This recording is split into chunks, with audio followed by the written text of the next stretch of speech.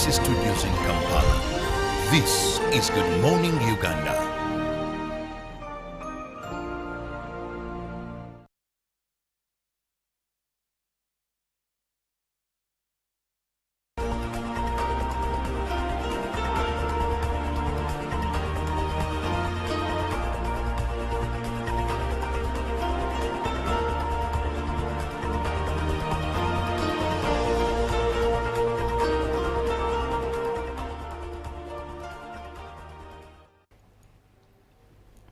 Good morning, Uganda. Now, a day after the passing of Rajiv Ruparelia on Saturday in a road crash accident that claimed his life, last evening, another accident in such a manner also occurred in Buikwe district. Now, passengers traveling in a bus belonging to YY Company are feared dead after the driver lost control at Makindu village in Buikwe district.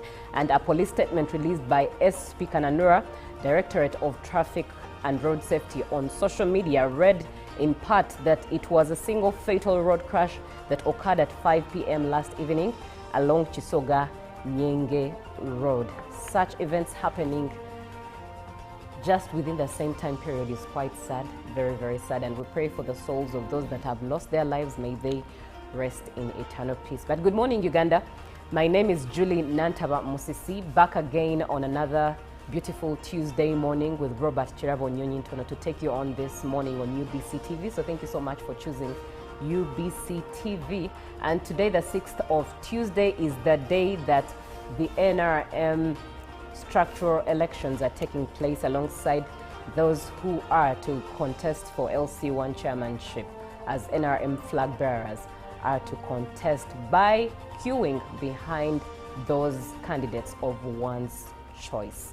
Very interesting event that's taking place. As we knew from yesterday, cabinet meeting never happened, and today's parliament session has also been postponed just so this event and activity can be facilitated. Once again, good morning. We're talking a little bit about that, and we'll be sharing with you the events as they follow through on this station. So good morning. Good morning, Robert. A lovely morning to you, Julie, and of course our viewers. Thank you very much for waking up with us this lovely morning. Now, you began with sad news. Of course, you had an accident that is dominating media locally and internationally. That is Rajiv Ruparelia's death. Then the YY coach in Buikwe. But one thing that annoys me is we always call these accidents. In my understanding, these are not accidents. Because to me, I usually want to say an accident is more or less an act of God. That it was inevitable. But when we have accidents, what we call accidents, that are preventable. You know, in this world, it's very bad to die of preventable death. Let's look at a driver losing control. What does that simply mean? It's a DMC. Either it's a DMC, meaning vehicle in dangerous mechanical condition, or it had a problem, but you just chose not to rectify it. Here in Kampala or in Uganda, it's where you find someone telling you, I have a problem with my brakes, but we shall get to our destination, isn't it? My lights are not, I work on them over the weekend. I'm very busy. So, those drivers, sometimes it's fatigue. The man could have been dozing, overspeeding, because when you're overspeeding, it's automatic. There are many chances that you lose control. When you go to Rajiv, the bulkheads, the speed issue, you know, all this is what we call preventable death. And I don't want to call preventable death an accident. I understand if someone says I was driving at a good speed and a cow, maybe, or a dog, you get it. Or someone, an insane, a mad person rammed into the road. And to save that life, I'll call that an accident. Not when, Robert, I say I must be at UBC by 5:30. Now I leave my home, maybe in Kajasi, and say I think I can make it within 15 minutes. I'm not going to ride, I'm going to fly. Then something happens and say he died of an accident. These are preventable acts of human, you know, predictable even. So it's very sad and very, very sad. So we call upon all people who sit behind the wheels and the wills to drive. Please think about this, but also as we urge government to always be alert on where we need road furniture in Uganda. I don't have the road furniture in some places. In case there is any change, communicate on time to prevent losses of lives. Yes, indeed. I hope that point has been taken.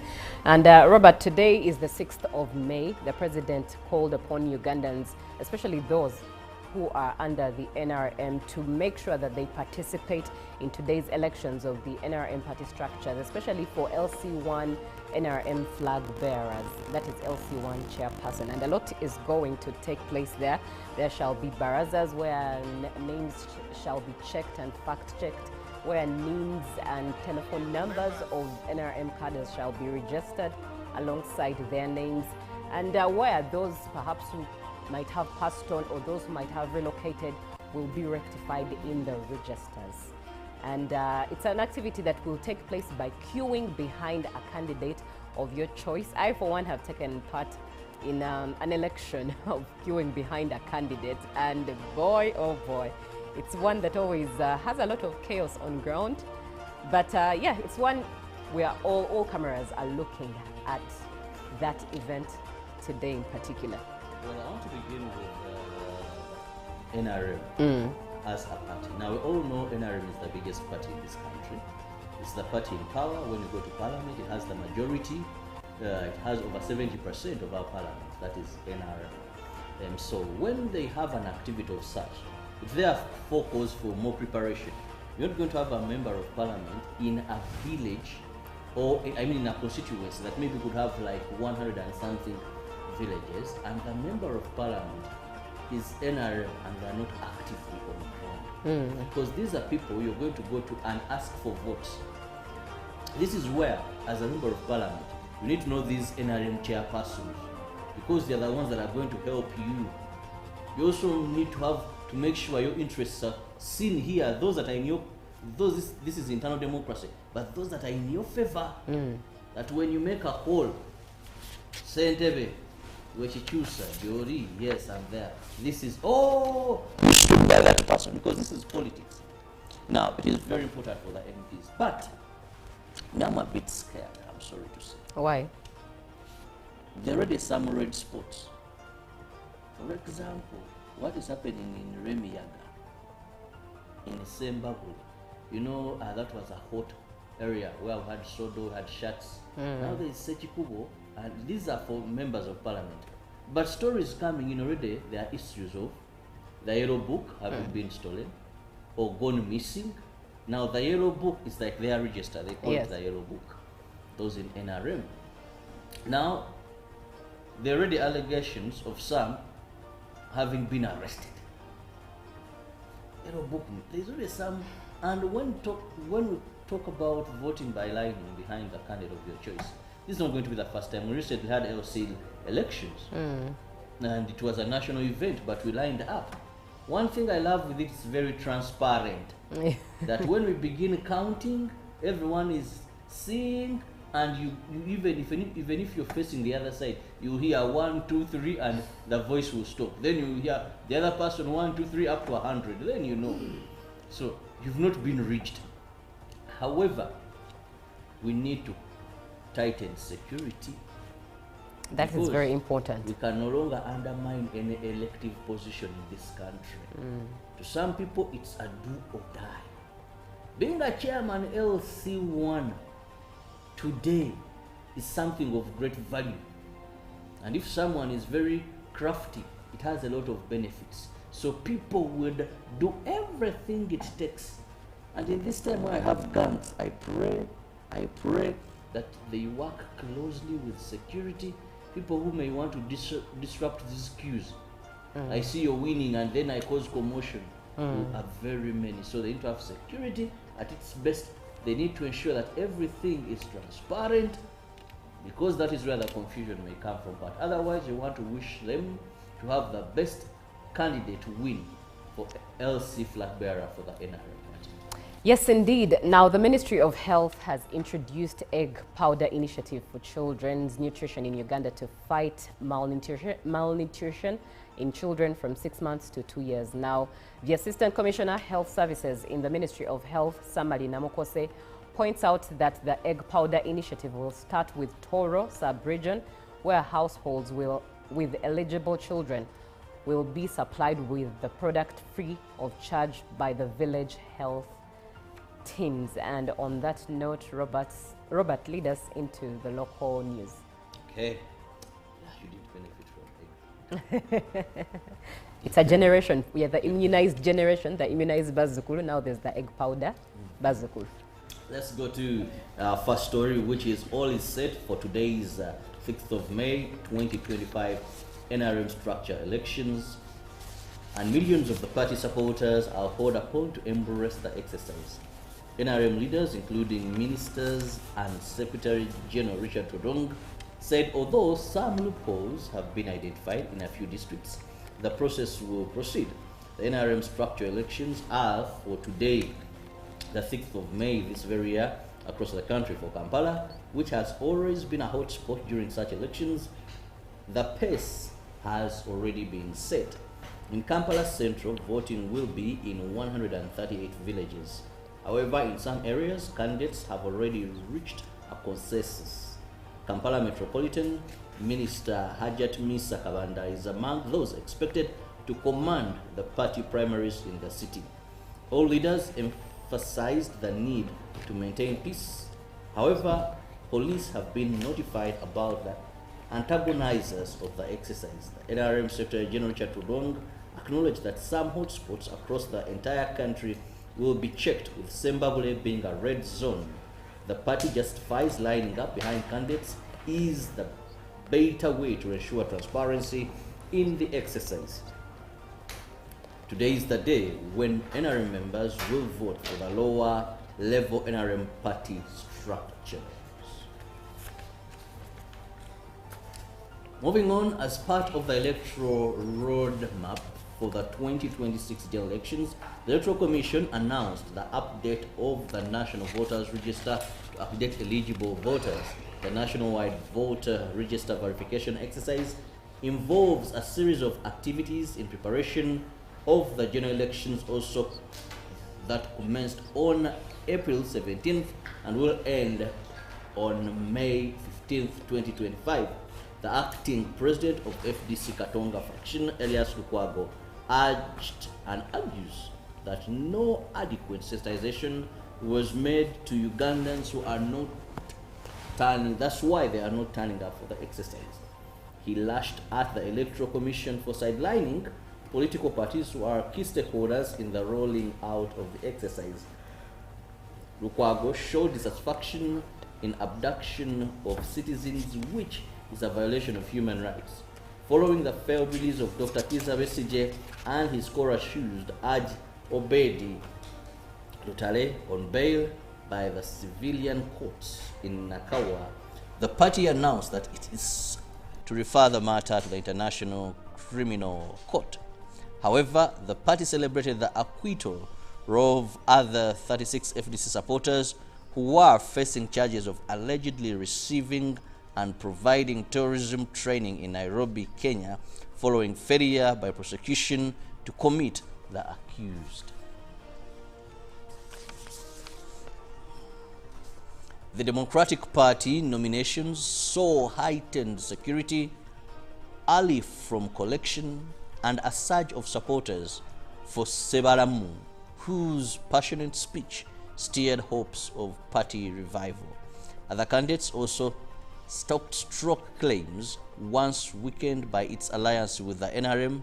DP, Uganda's oldest party, may now be moving for renewal.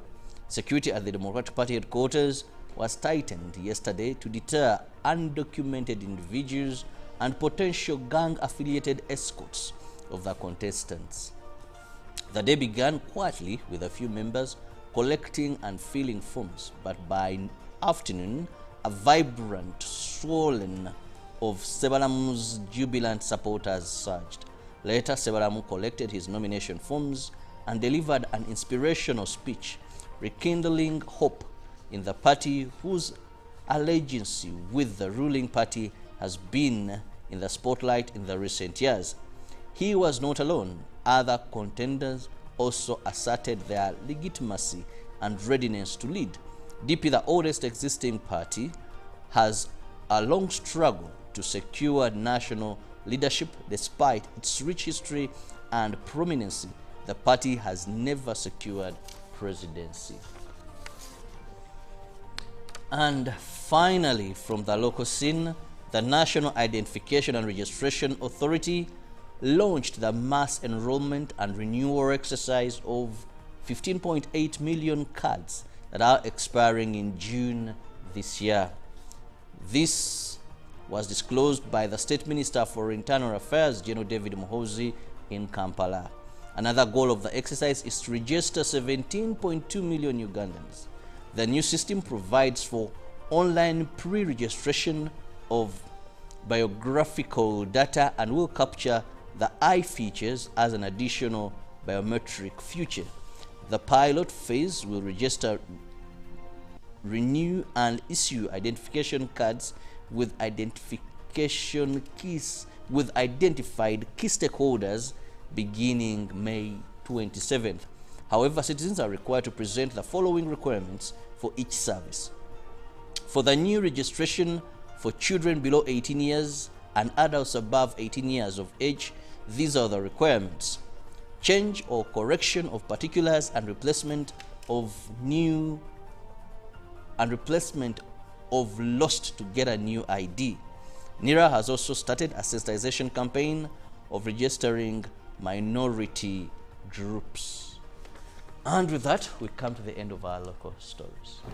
Thank you, Robert. And looking at what is on the foreign scene, a scene that has Trump making an appearance everywhere, starting with Israel's Security Cabinet that has approved a plan to expand its military offensive against Hamas, which includes capture of Gaza and the holding of its territory, according to an Israel official. Prime Minister Benjamin Netanyahu said that the cabinet had decided on a forceful operation to destroy Hamas and rescue its remaining hostages, and that Gaza's 2.1 million population will be moved to protect it.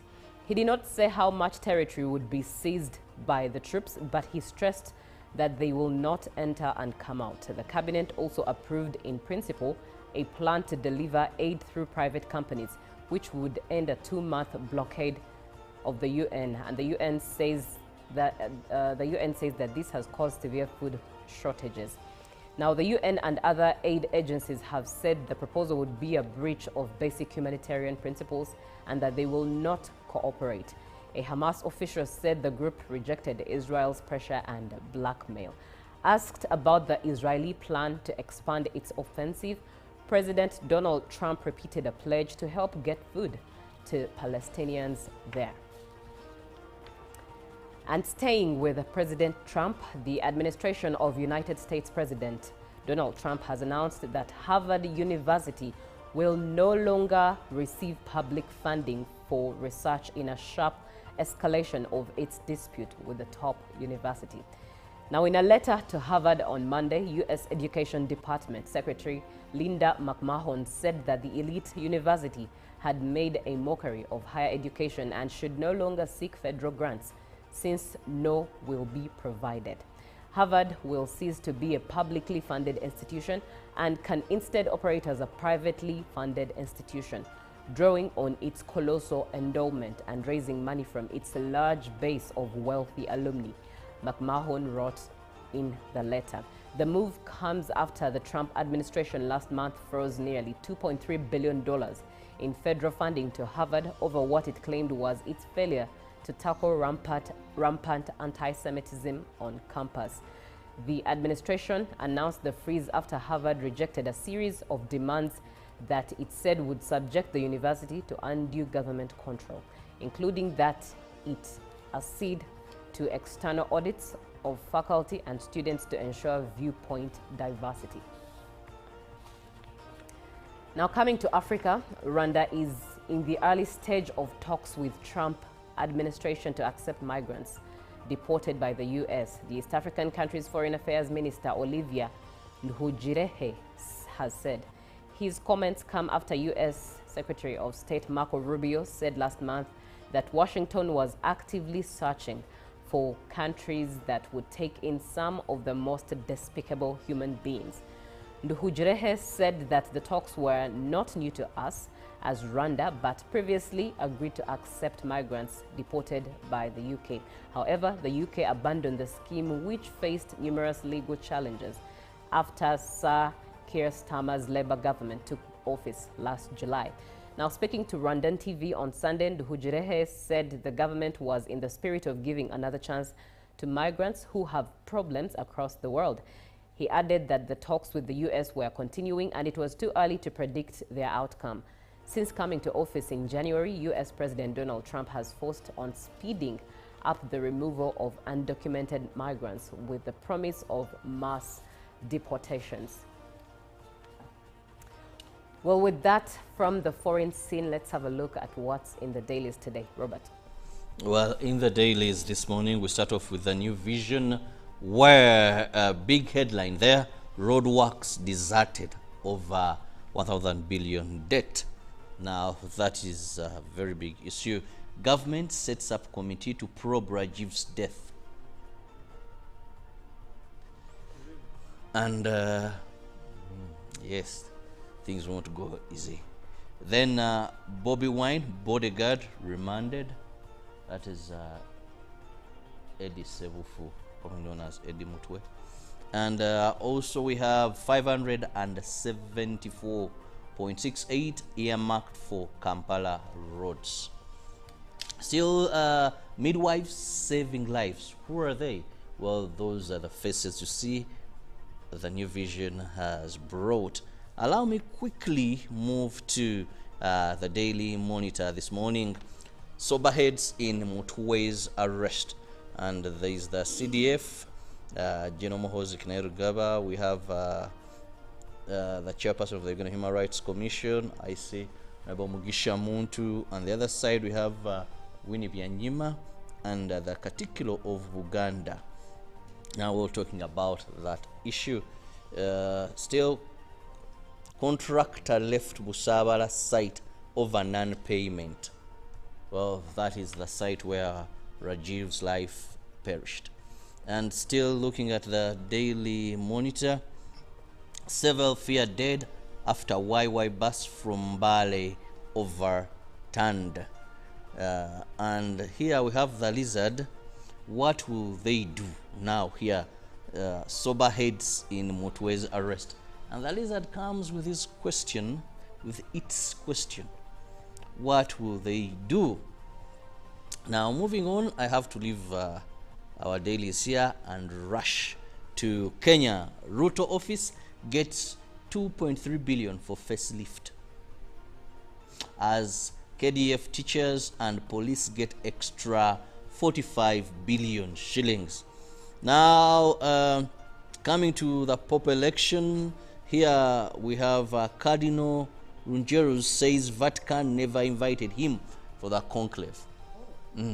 Now you who have hopes, Africa, when There's still Africans there. and Gen Z protest, death families launch public petition to force arrest of killer security guard. Ruto security beefed up. Why? Well, there is more for you there. And also 4 detained, 30 days in probe into MP's murder. Now we'll move to Tanzania very quickly. Africa's growth strong, but debt cost a concern. Where 2.28 trillion works fund will be spent, they give you more, and government to crack down on foreign traders using Tanzanian identity cards. Well, those and more if you get yourself a copy. All right, thank you, Robert. And with that, let's take a short break. Well, it sounds like it's raining outside, so as you prepare to leave home, prepare to also be guarded from the rain. But while you prepare to leave home, enjoy the song from Elevation Worship, Chandler Moore, Brandon Lake, and Chris Brown of Elevation Worship, Praise. Good morning, Uganda. Live from UBC Studios in Kampala, This is Good Morning Uganda.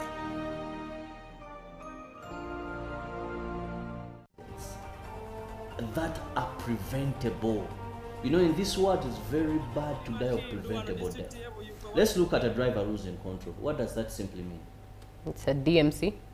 Either it's a DMC, meaning vehicle in dangerous mechanical condition, or it had a problem, but you just chose not to rectify it. Here in Kampala or in Uganda is where you find someone telling you, I have a problem with my brakes, but we shall get to our destination, isn't it? My lights are not, I work on them over the weekend. I'm very busy. So, those drivers, sometimes it's fatigue. The man could have been dozing, over speeding, because when you're over speeding, it's automatic. There are many chances that you lose control. When you go to Rajiv, the bulkheads, the speed issue, you know, all this is what we call preventable death. And I don't want to call preventable death an accident. I understand if someone says I was driving at a good speed and a cow, maybe, or a dog, you get it. Or someone, an insane, a mad person rammed into the road. And to save that life, I'll call that an accident. Not when Robert, I say, I must be at UBC by 5:30. Now I leave my home, maybe in Kajasi, and say I think I can make it within 15 minutes. I'm not going to ride, I'm going to fly. Then something happens and say, he died of an accident. These are preventable acts of human, you know, predictable even. So it's very sad and very, very sad.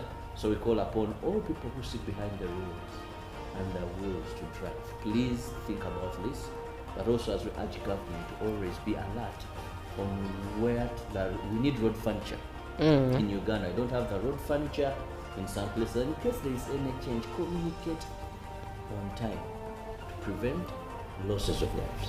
Yes, indeed. I hope that point has been taken. And Robert, today is the 6th of May. The president called upon Ugandans, especially those who are under the NRM, to make sure that they participate in today's elections of the NRM party structures, especially for LC1 NRM flag bearers. That is LC1 chairperson. And a lot is going to take place there. There shall be barazas where names shall be checked and fact-checked, where names and telephone numbers of NRM cadres shall be registered alongside their names, and where those perhaps who might have passed on or those who might have relocated will be rectified in the registers. And it's an activity that will take place by queuing behind a candidate of your choice. I, for one, have taken part in an election of queuing behind a candidate, and boy, oh boy, it's one that always has a lot of chaos on ground. But yeah, it's one where all cameras are looking at that event today in particular. Well, I want to begin with NRM as a party. Now, we all know NRM is the biggest party in this country. It's the party in power. When you go to parliament, it has the majority. It has over 70% of our parliament. That is NRM. So when they have an activity of such, if they have calls for more preparation, you're not going to have a member of parliament in a village, or in a constituency that maybe could have like 100 and something villages, and the member of parliament is NRM and they are not actively on the ground. Because these are people you're going to go to and ask for votes. This is where, as a member of I'll call you every day, You can now get all the Chibuzi out with MTN voice bundles. Call all networks. Kubei Dondoro. Buy a 25-minute voice bundle for only 1,000. Uganda.